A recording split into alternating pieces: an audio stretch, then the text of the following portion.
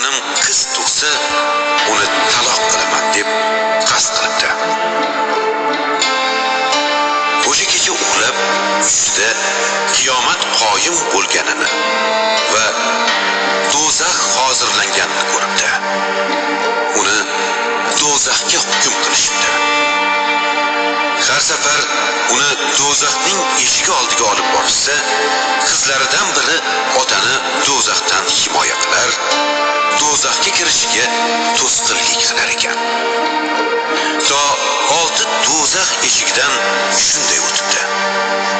Har eshik oldida qizlaridan biri uning do'zaxga kirishidan to'sishlik uchun turib olaveribdi. 7-chi do'zax eshigi oldida esa bunday bo'lmabdi. Ya'ni uni eshikdan to'sadigan qizi yo'q edi. Shu payt erkak dahshatdan uyg'onib ketibdi va o'zi qasd qilgan narsasining xato ekanini anglab, ertaga butun dunyoning yaratuvchisi ulug' zotning huzurida nima deb javob beraman deya qilgan qasdidan qattiq pushaymon bo'ldi. U shu zahoti ulug' zotga yolborib, Allohim, bergan taqdiringga roziman, 7-sini ham qiz qilib bergan deb duo qilibdi.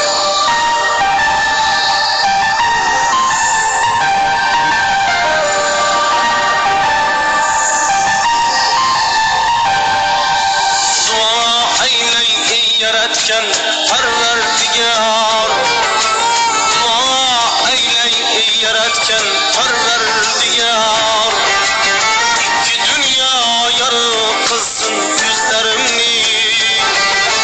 Ta hayotman aytadurman takror, ming o'g'ilga alishmasman qizlarimni. Ta hayotman aytadurman ming o'g'ilga alishmasman qizlarimni.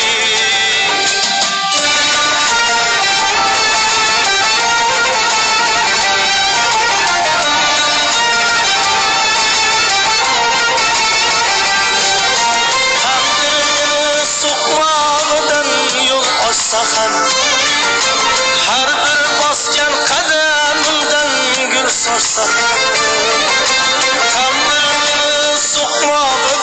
yol ochsa ham, har bir bosgan qadamimdan gul sochsa ham, boshlarimdan kunda tilozlar sochsa ham, o'g'ilga alishmasman qizlarimni. Boshlarimdan har kun tilozlar sochsa ham, ming o'g'ilga alishmasman qizlarimni.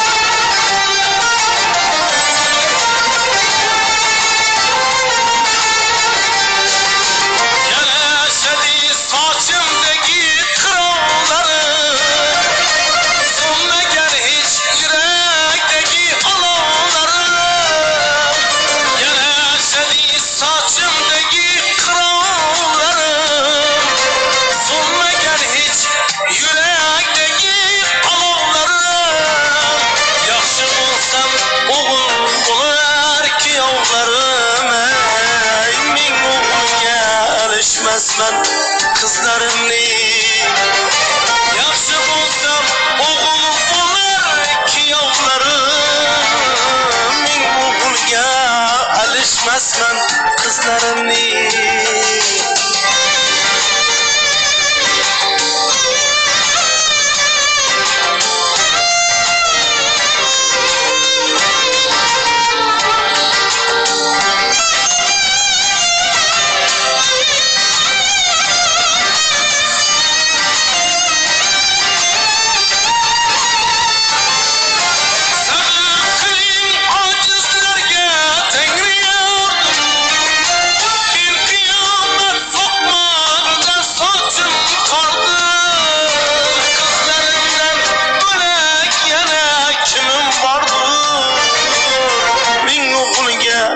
alışmasman kızlarımni